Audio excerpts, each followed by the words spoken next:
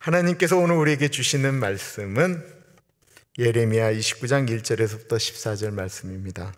하나님의 말씀을 받들어 봉독할 때에 살아계신 하나님의 음성을 들으시기 바랍니다.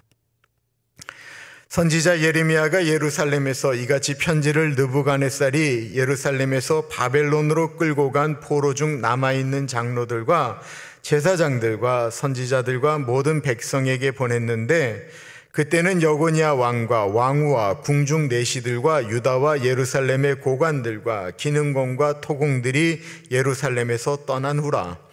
유다의 왕 시드기야가 바벨론으로 보내어 바벨론의 왕 느부갓네살에게로 가게 한 사반의 아들 엘리사와 hil기야의 아들 그마랴 편으로 말하되, 만군의 여호와 이스라엘의 하나님께서 예루살렘에서 바벨론으로 사로잡혀 가게 한 모든 포로에게 이와 같이 말씀하시니라.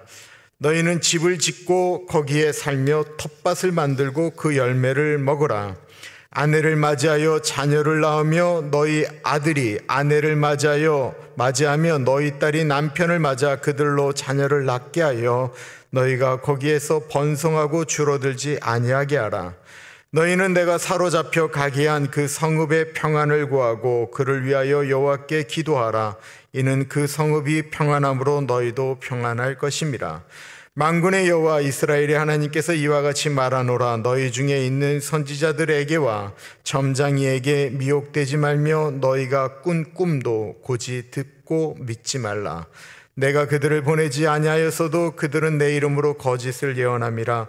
여호와의 말씀이니라. 여호와께서 이와 같이 말씀하시니라. 바벨론에서 70년이 차면 내가 너희를 돌보고 나의 선한 말을 너희에게 성취하여 너희를 이곳으로 돌아오게 하리라. 여호와의 말씀이니라. 너희를 향한 나의 생각을 내가 아나니 평안이요 재앙이 아니니라. 너희에게 미래와 희망을 주는 것이니라. 너희가 내게 부르짖으며 내게 와서 기도하면 내가 너희들의 기도를 들을 것이요 너희가 온 마음으로 나를 구하면 나를 찾을 것이요 나를 만나리라.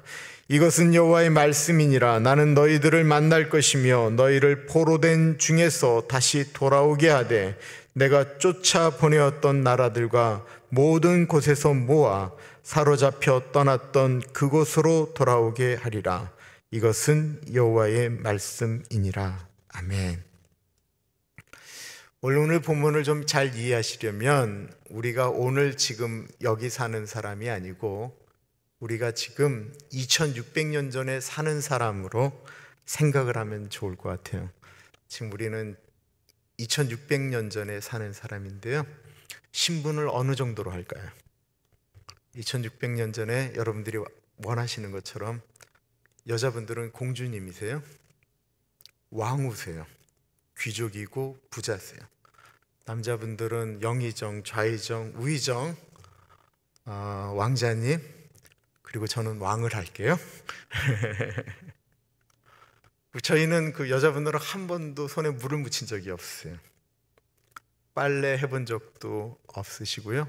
청소해본 적도 없어요. 아침, 점심, 저녁 식사할 준비할 필요 없어요. 늘 밑에 있는 사람들이 다 청소 다 해주고요. 새끼 식사 원하는 대로 준비돼서 가기만 하면 먹을 수가 있어요. 그제서 일어나면 설거지도 아래서 다 해줘요. 한 번도 돈 걱정 해본 적 없어요. 태어날 때부터 편안했어요. 누군가가 다 우리한테 무엇인가를 해줬어요. 이리 오라 그러면 사람들이 왔어요. 가라고 하면 갔어요. 살면서 한 번도 불편함을 경험하지 못했어요. 우리가 그렇게 살고 있었어요. 그런 날이 속히 오기를 축원합니다. 그런데 어느 날 그렇게 살고 있는데 바벨론이라는 나라가 쳐들어왔어요. 그리고는 우리를 붙잡았어요. 우리는 어디를 갈 때 한 번도 걸어가 본 적이 없는데 그들은 우리를 붙잡아서 끌고 뜨거운 사막길을 맨발로 걸어가게 했어요. 걸어가는 와중에 물을 달라고 하면 두들겨 맞았어요. 목이 말라도 목마르다라고 이야기를 못했어요. 가는 도중에 사람이 죽었어요. 그리고 바벨론에 도착하면 좀 괜찮을 줄 알았는데 한 번도 해보지 않은 일을 시키는 거예요. 빨래를 해본 적이 없는데 빨래하라라는 거예요. 청소를 해본 적이 없는데 청소하라라는 거예요. 식사를 해본 적이 없는데 식사 준비하라는 거예요. 그리고 밥 태웠다고 두들겨 맞아요. 반찬이 맛이 없다고 두들겨 맞아요. 말대꾸하면 때려 죽였어요. 우리가 그렇게 평안하게 살다가 갑자기 우리 인생이 다 뒤집어죽으로 바뀌어버렸어요. 그렇다고 한다면, 그때 우리가 하나님을 믿는다면 우리는 무슨 기도할까요? 어떤 기도를 하나님께 드릴까요? 이런 배경 가운데 있을 때 우리가 하나님께 고향으로 돌아가게 해주세요 기도하고 있을 때, 하나님의 선지자라고 이야기되어지는 예레미야가 하나님께 받은 메시지를 편지로 써서 우리에게 보내주었어요. 그리고 지금 우리가 그 편지를 기대하면서 읽게 된 것입니다. 1절 보겠습니다. 선지자 예레미야가 예루살렘에서 이 같은 편지를 느부갓네살이 예루살렘에서 바벨론으로 끌고 간 포로 중 남아있는 장로들과 제사장들과 선지자들과 모든 백성에게 보냈는데, 그때는 여고니아 왕과 왕후와 궁중 내시들과 유다와 예루살렘의 고관들과 기능공과 토공들이 예루살렘에서 떠난 후라. 이들은 바벨론에서 상상하지도 못했던, 경험하지 못했던 일들을 경험하고 있습니다. 혹시 지금 미국에서 사시는 삶이 이러신 분들 없으신가요? 꿈을 찾아 미국에 왔는데 나는 한 번도 미국에 있는 동안 마음 편한 적이 없었다. 나는 내 자식들 때문에 미국에 왔는데 나뿐만 아니라 내 자식도 내 뜻대로 되지 않아서 너무 힘들다. 남들은 그래도 좀 시간이 지나면 괜찮게 좀 나아지는 것 같은데 나는 차라리 한국에 있었을 때가 훨씬 더 좋았다. 나는 앞이 보이지가 않는다. 너무 힘들다. 하나님 언제쯤입니까? 라고 기도하는 날들이 점점 많아지고 있습니다. 이스라엘 사람들은 바벨론에서 기도했습니다. 하나님, 우리를 좀 불쌍히 여겨주십시오. 저희 인생이 너무 불행합니다. 이 상황을 바꾸어 주십시오. 저희를 고향으로 보내주십시오. 이들은 그곳에서 너무 불행하다고 생각하는 거예요. 이 불행은 고향으로 가야만 괜찮아질 거다라고 생각하였습니다. 이들의 기도는 이 상황이 바뀌어야만, 이 분위기가 바뀌어야만, 이 환경이 바뀌어야만 행복하다라고 생각했습니다. 그렇다고 한다면, 기도의 내용이 이루어지지 않는다고 한다면, 응답될 때까지 계속 불행한 것이 옳은 것입니까? 만약 우리에게 지금 해결되지 않은 현실이 해결되지 않아서 우리가 불행하다라고 생각을 하고 계속 불행하다라고 느껴진다고 한다면, 내가 기도한 내용이 이루어지지 않기 때문에 내가 불행하다라고 생각한다면, 그 불행하다라고 생각하는 그것 때문에 우리 인생이 불행하다라고 생각해 보신 적은 없으십니까? 하나님은 예레미야를 통해서 2600년 전에 바벨론의 포로로 끌려간 사람들에게, 그리고 고향이 아닌 이 미국에서 살고 있는 우리들에게 어떻게 살아가는 것이 하나님의 아들로서, 딸로서 행복하게 사는 것인지를 오늘 본문을 통해서 말씀하고 있습니다. 4절부터 보겠습니다. 만군의 여호와 이스라엘의 하나님께서 예루살렘에서 바벨론으로 사로잡혀 가게 한 모든 포로에게 이와 같이 말씀하시니라. 너희는 집을 짓고 거기에 살며 텃밭을 이루고 그 열매를 먹으라. 아내를 맞이하여 자녀를 낳으며 너희 아들이 아내를 맞이하여 너희 딸이 남편을 맞아 그들로 자녀를 낳게 하여 너희가 거기에서 번성하고 줄어들지 아니하게 하라. 그들이 기도하고 그들이 기대했던 말은 단 한마디도 조금의 위로도 하지 않습니다.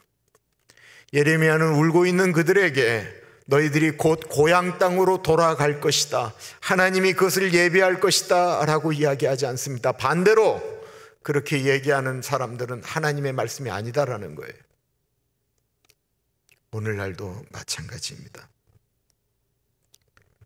오늘날도 하나님은 우리가 살고 있는 이곳에서, 그 자리에서 결혼하고 집 짓고 농사 짓고 열매 맺고 살라고 말씀하고 있습니다. 이게 무슨 말씀이죠? 돌아가게 해주세요, 여기서는 나는 너무 불행해요 라고 기도하지 말고 그 자리에서 살아갈 수 있는 힘을 달라고 기도하며 살라라는 것입니다. 왜냐하면 그 현장이, 그 바벨론 땅이 하나님은 저 이스라엘에 계시는 것이 아니고 이들이 포로로 간 그 바벨론이, 우리가 살고 있는 이 미국이, 우리가 지금 처해 있는 그곳이 하나님께서 우리에게 주신 곳이기 때문에 그렇습니다. 그리고 그렇게 생각해야만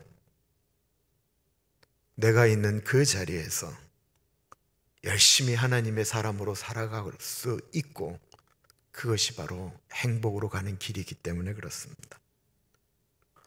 과거에 집착하는 사람, 과거에 좋았던 것, 과거에 내가 괜찮았던 것, 행복했던 것, 그것만 생각하는 사람은 오늘을 너무나도 시시하게 생각하기 때문에 그분뿐만 아니라 주변을 절대로 행복하게 할 수 없습니다. 과거에 아주 한국에서 잘 사시던 분이 미국으로 오셨는데 어려움을 겪고 오셨죠. 그분을 한국에서부터 그분이 잘 살고 이렇게 대접받을 건을 그때 알았던 분이 와서 너무 안 됐으니까 그분에게 이렇게 몸을 써서 일을 해야 되는, 소위 말하는 육체적인 일을 소개했습니다. 그랬더니 이분이 그 얘기를 듣자 이러는 거예요. 내가 지금 이런 꼴이라고 사람을 뭐로 보고 어디다 대고 나한테 그런 일을 하라고 하느냐라고 말씀하셨어요. 그럴 수 있으세요. 그러나 어떡합니까? 살려면 무엇이라도 해야 됩니다. 이스라엘에서, 한국에서 무엇 했느냐가 중요하지 않습니다. 중요한 것은 내가 오늘 무엇을 해서 먹고 살 수 있느냐라고 하는 것입니다. 내가 오늘 무슨 일을 해야 내 가족, 내 새끼들 먹여 살리냐라는 거예요. 그러면 그곳에서 최선을 다하는 것 외에는 무슨 방법이 있느냐라는 것입니다. 예레미야가 결혼도 하라고 했습니다. 이스라엘을 떠날 때 사랑하던 사람이 거기 있었습니다. 나 혼자 바벨론으로 끌려갔습니다. 그 과거에 이스라엘에 있었던 그 사랑 생각하면서 있는 것도 불행하다라는 것입니다. 한국에서 만든 노래 중에 가장 안 좋은 노래가 있습니다. 세상에 그렇게 나쁜 노래가 없습니다. 무슨 노래인 줄 아세요? 갑돌이와 갑순이라는 노래예요. 제가 일부 때 노래를 했는데 제발 좀 부르지 말라라고 하는 너무 강력한 요청이 있어서 내가 안 부르기로 했어요. 너무 오래된 노래죠. 갑돌이와 갑순이는 한 마을에 살았더래요. 둘이는 서로 사랑을 했더래요. 그러나 둘이는 마음뿐이래요. 겉으로는 안 그런 척 했더래요. 여기까지는 괜찮아요. 2절이 뭐죠? 그러다가 갑순이가 시집을 갔더래요. 시집간 날 첫날 밤에 달 보며 울었더래요. 갑순이 마음은 갑돌이뿐이래요. 겉으로는 안 그런 척 했더래요. 갑돌이가 어떻게 했어요? 갑돌이도 화가 나서 장가를 갔더래요. 장가 간 날 첫날 밤에 갑순이 보고 싶어 울었더래요.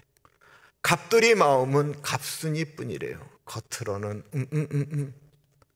안 그런 척 했더래요. 이게 갑돌이와 갑순이 노래예요. 아주 밝은 노래예요. 그런데 이 진짜 나쁜 노래예요. 진짜 나쁜 노래. 이게 얼마나 불쌍하고 안 좋은 인생입니까? 지금 나에게 밥해주고 사랑해주고 청소해주고 빨래해주고 정말 최선을 다하는 거는 내 아내고, 나를 위하여 밖에 나가서 애쓰고 힘쓰고 땀 흘리고 노력하는 것은 내 남편인데,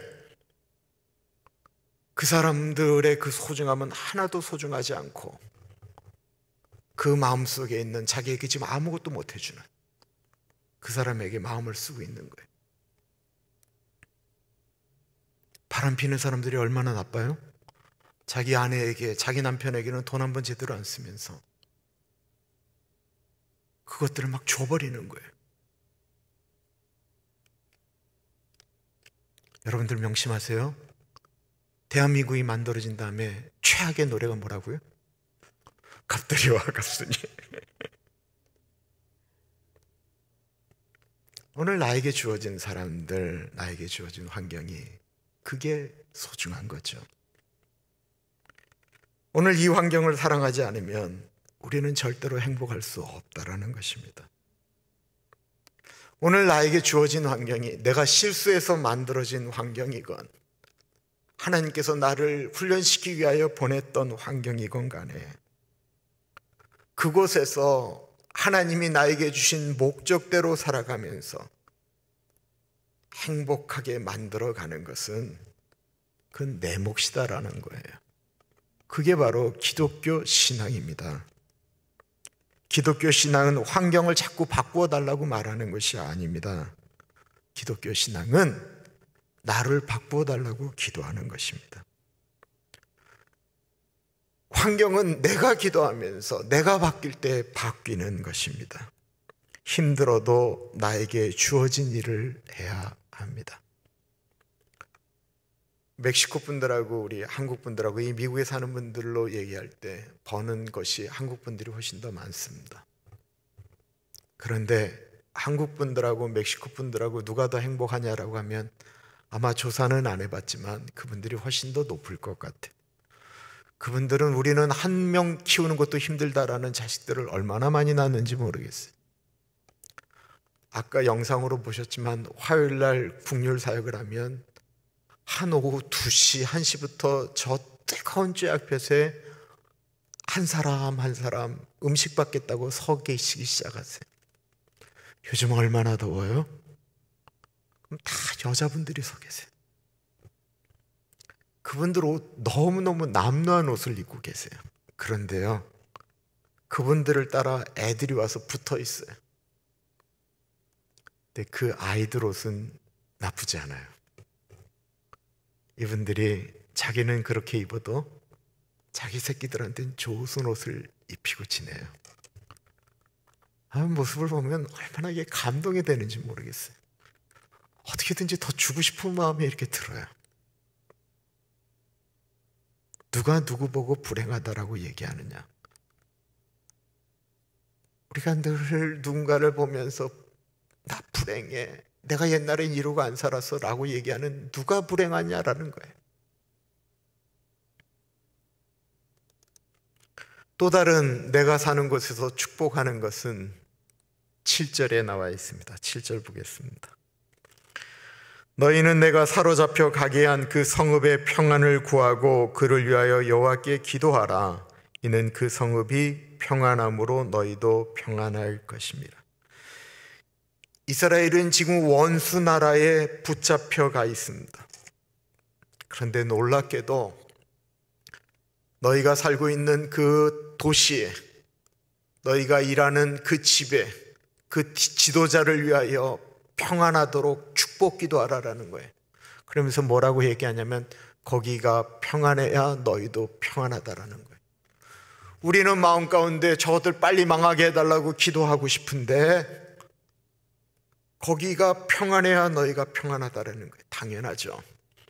오늘날은 전쟁을 하면 뭐 미사일 쏘아대고 총 멀리서 쏴서 죽이는데 그 옛날은 그게 아니었어요. 그들은 사람을 죽이는 가장 보편적인 방법이 칼로 죽이는 거였는데 전쟁이 일어났다 쳐요. 그러면 그 옛날에는 방패막이라는 게 있었어요. 그러면 바벨론 사람들이 전쟁에 맨 앞으로 내보냈겠어요? 아니면 이스라엘 포로들 내보냈겠어요? 전쟁이 일어나면 이스라엘 포로들 나가게 되는 거예요. 그 바벨론의 흉년이 들면 자기들도 먹는 것이 힘들어 죽겠는데 이스라엘 포로들에게 밥 줬겠어요? 안 줬겠어요? 안 줬을 거예요. 그러니까 바벨론이 평안해야 자기들도 평안한 거예요. 마음은 그러고 싶지 않은데 그래야 될 수밖에 없는 환경이다라는 것입니다. 오늘날도 마찬가지예요. 오늘날 내가 다니는 직장, 윗사람도 마음에 안 들고 직장 분위기도 마음에 안 들고 다 마음에 안 들어요. 그걸 내가 기도하는 거예요. 하나님, 저 사장 물러나게 해주세요. 이놈의 그지 같은 직장 망하게 해주세요. 그래서 하나님이 그 기도 들어주셨어요. 그러면 그 사람도 망하지만 나도 망하게 되는 것입니다. 그래서 마태복음 10장에 예수님께서 이런 말씀을 하셨습니다. 또 그 집에 들어가면서 평안하기를 빌라. 그 집이 이에 합당하면 너희 빈 평안이 거기 임할 것이요 만일 합당하지 아니하면 그 평안이 너희에게 돌아올 것이니라. 우리가 사람들에게, 내 좋아하는 사람들을 위해서 그분들이 잘 되기를 바라고 평안하기를 하는 것은 누구나 다 하죠. 누구나 다 할 수 있어요. 문제는 뭐냐면 내가 사랑하지 않는 사람, 나에게 불편한 사람을 내가 예수 믿는다라고 그 사람한테 평안을 빌고 축복을 비는 건 얼마나 힘들어요. 예수님도 그거 아셨어요. 그래서 예수님 팁 주신 거예요. 팁. 그건 뭐냐면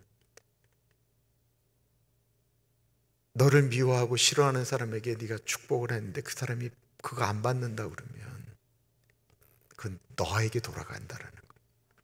우리가 이게 예수 믿을 때 축복받으려면 잘 생각하셔야 돼요.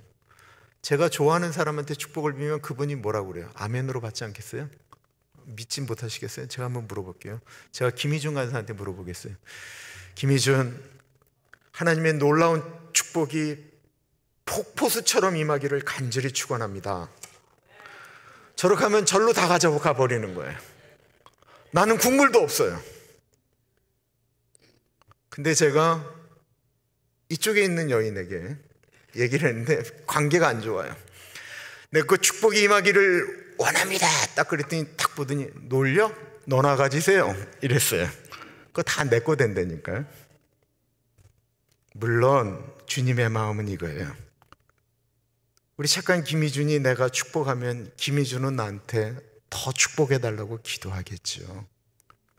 근데 우리의 마음 가운데 그러지 않은, 우리가 정말 이 땅 가운데 평안을 누리고 축복을 누리는 가장 복된 것, 우리가 그렇지 않은 사람한테 축복하는데 그분이 그 마음을 안 받으면 뺏게 된다라는 거예요. 성경에 정말 인생을 저주하고 아파하고 내 인생은 꼬일 대로 꼬였고 나는 하나님의 뜻대로 살았는데 왜 이 모양 이 꼴이야 라고 이야기할 성경 인물이 한 분 계셨어요. 그분의 이름은 요셉이에요.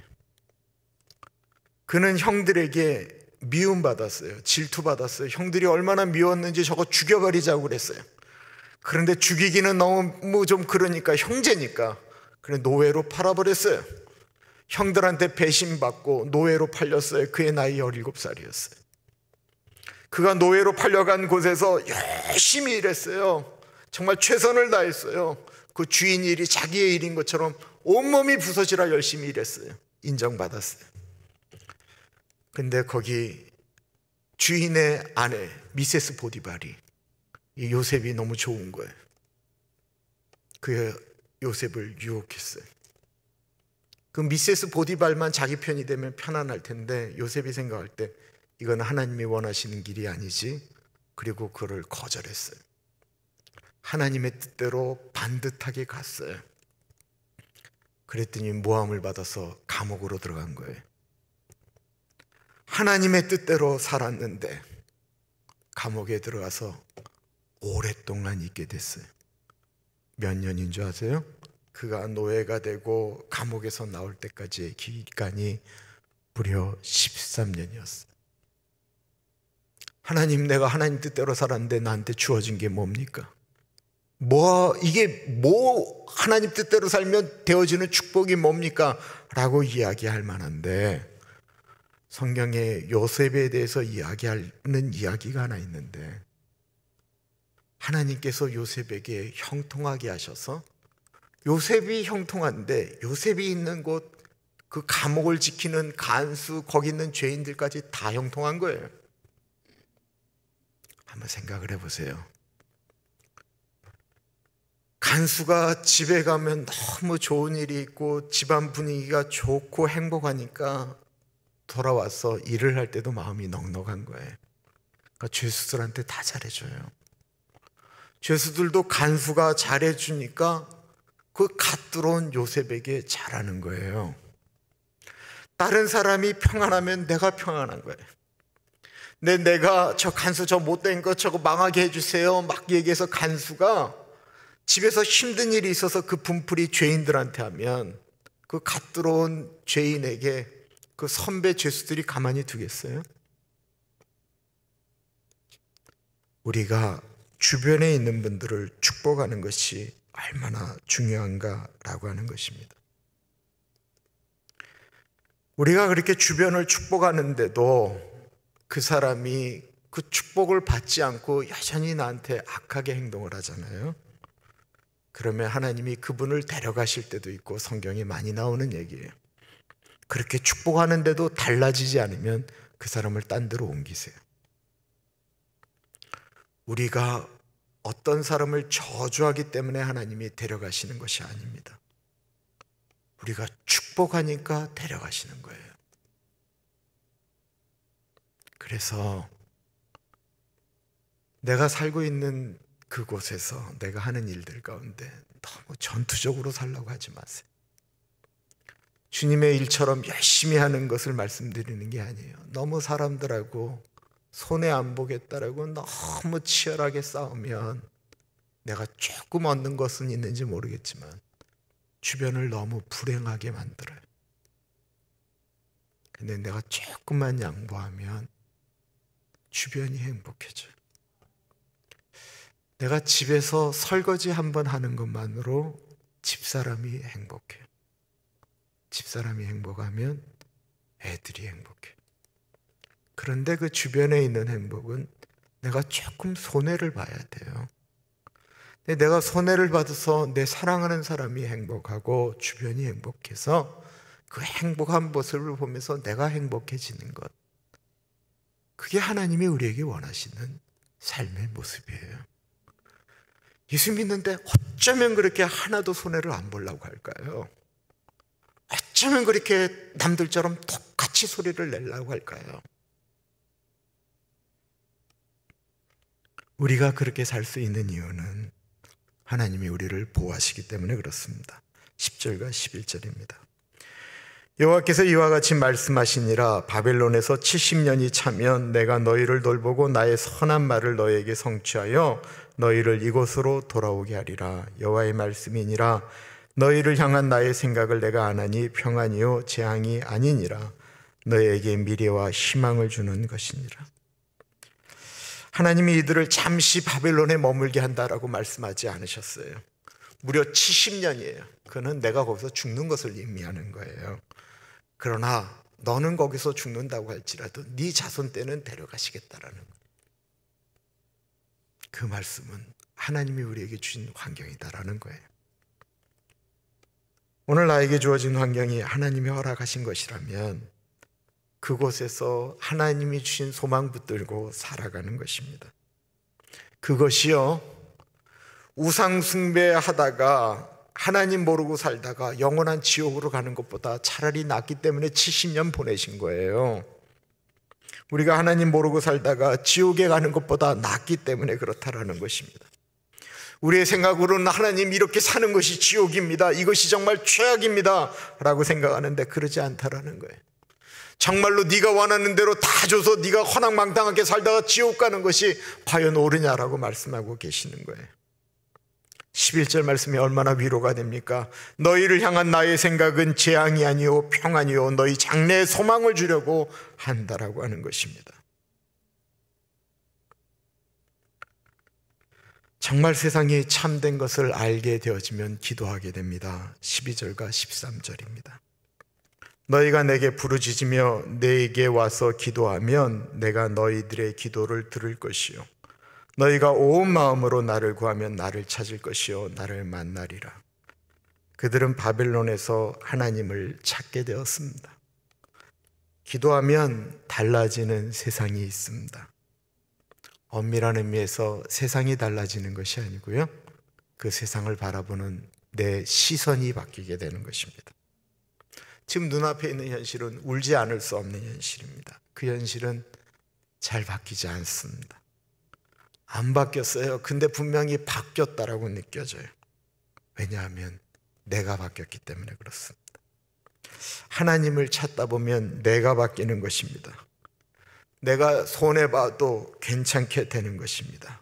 내가 기도하면 원수 같은 남편도 덜 원수처럼 느껴지고요, 더 기도하면 이뻐 보이게 된다는 것입니다. 김현진 씨 아멘 하셔야 돼요. 얼마나 감사한 일입니까? 똑같은 환경이 우리에게 주어졌는데 어떤 분은 나는 지옥처럼 산다라고 이야기하고, 어떤 사람은 똑같은 환경 가운데 나는 지금 천국을 경험하며 산다라고 고백하는 것입니다. 우리가 이렇게 살 때 하나님은 분명히 약속하고 계십니다. 14절에 사로잡혀 갔던 그곳으로 돌아오게 하시겠다라는 것입니다. 그것은 그들의 고향 이스라엘이죠. 우리에게 70년, 아마 그것은 우리에게 다시 돌아가야 될 곳이 있다고 한다면 그거는 대한민국이 아닌 천국 아닐까요? 그럼 그 나라 생각하면서 나는 하루하루 사는 것이 지긋지긋하니까 하나님 제발 좀 나를 빨리 데려가 주세요. 하나님 나는 단 하루도 이렇게 사는 거 싫습니다. 집구석에 들어가는 것도 싫고요, 맨날 이렇게 똑같은 일하는 것도 싫습니다 라고 이야기하며 살아가는 분, 그분은요 본인만 불행하게 만드는 게 아니에요. 그 주변을 다 불행하게 만들어요. 예수 믿는 사람이 그렇게만 기도하고 살면 무슨 능력이 나타나겠어요? 하나님은 지금 예레미야를 통해서 그 비극적인 바벨론에서 이스라엘 민족이 가장 잘 살 수 있는 방법을 지금 말씀하고 있는 거예요.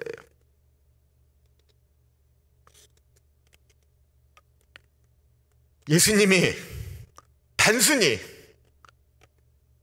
너희가 죽으면 영원한 나라 천국 예비하시기 위하여 하나님께서 우리를 이 땅에 만들어 보내시고 우리를 이 땅에서 살게 하시고 하나밖에 없는 아들을 예수님을 보내서 십자가에 매달려 죽게 만드신 이유가, 이 땅은 너무나도 지긋지긋하고 거지 같으니까 너희 죽어서 천국 가게 하려고 단순히 그 목적을 갖고 예수님을 이 땅에 보내셨다고 생각하십니까?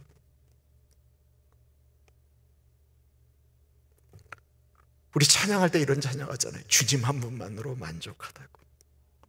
내가 정말로 주님 한 분만으로 만족하다고 그 환경 가운데 그렇게 고백하면 나 때문에 내 주변에 있는 사람들도 분명히 행복해야 될 텐데, 입술로는 주님 한 분만으로 만족하다라고 이야기하는데 다른 눈들이 더 높은 거, 더 많은 것을 향하여 가면서 불행하다라고 이야기하니까 예수 믿어도 행복한 사람이 왜 이렇게 없는지 모르겠어요. 저는 이 온라인으로 예배를 드리는 이 시간이 저한테 정말 힘들었습니다. 교인들은 한 달, 두 달, 세 달 가니까 이런 말씀을 하시는 분들이 있었어요. 목사님 영화배우 같아지셨어요. 뭐 너무 잘해요, 잘 맞아요, 이제 익숙한가 봐요. 아니요, 그렇지 않았어요. 한 달 한 달 가는 게 저한테는 정말 너무너무 힘들었어요. 제가 하나님께, 하나님, 난 이렇게는 못하겠습니다. 정말 죽을 것 같습니다. 저는 이렇게는 목회 못하겠습니다. 이런 기도를 얼마나 많이 했는지 몰라요. 진짜 힘들어요. 너무 힘들고 너무 어려워요. 그러니까 막 내가 그냥 그렇게 되어지니까 위축될까봐 뭐 또 하나 만들고 또 만들고 또 만들어서 막 하려고 하는 이유는, 내가 계속 그렇게 되면 계속 진짜 이렇게 침륜에 빠지는 것 같으니까, 그러다 정말 망가질까봐 두려워서 그러는데, 내가 하나님께 기도하는데 하나님이 나한테 어떤 마음을 주셨어요. 그거는 온라인으로 이걸로 보는 우리 교우들, 그분들이 내가 행복해하지 않으면 그분들도 아프다라는 거예요. 내가 예배드리고 내가 주님 앞에 나올 때 내가 감사하고 좋아야 그분들도 좋지. 내가 행복해야 우리 집사람도 좋고 우리 아이들도 좋지. 내가 예수 믿는 게 가장 행복하고 가장 고귀하다라고 얘기하는데, 내가 그러지 않은데 어떻게 다른 사람들이 행복할 수 있을까? 내가 어떻게 예수 믿는 것이 가장 행복한 일이고 고상한 일입니다 라고 이야기할 수 있을까 생각되어졌습니다. 그리고 나서 마음을 바꾸기 시작했어요. 그랬더니 나만 좋은 게 아니고 정말 주변이 좋아지더라고요.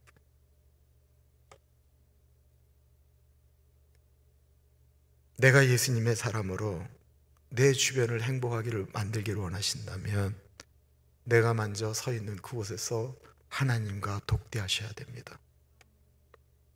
그래야 내 주변이, 특히 내 가족이 행복해집니다. 기도하겠습니다.